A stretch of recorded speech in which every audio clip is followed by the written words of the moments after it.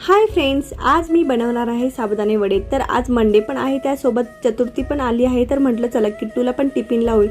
तर साबुदाणा वडा बनवण्यासाठी मी 3 बटाटे घेतले आणि त्यांना 3 शिट्ट्या घेऊन वाफ काढून घेतली।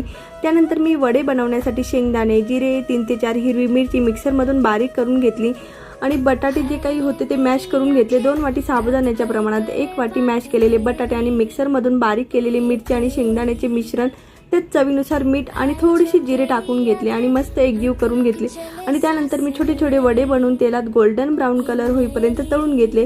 अशा प्रकारे आपले साबुदाणा वडे तर रेडी झाले आहेत। तर त्याच्यासोबत आपल्याला चटणी हवीच, तर त्यासाठी एक अर्धी वाटी दही, त्यात थोडीशी शेंगदाणे, 1 मिरची आणि 4 ते 5 चमच साखर आणि चवीनुसार मीठ घालून मिक्सरमधून बारीक करून घेतले। त्याला मस्त जिऱ्याची फोडणी घातली। तर अशा प्रकारे आपले फराळ पण रेडी झाले आहे आणि त्यासोबत किट्टूचा पण टिफिन रेडी झाला आहे। या तुम्ही पण साबुदाणे वडे खायला। बाय बाय, भेटूया नेक्स्ट व्लॉग मध्ये।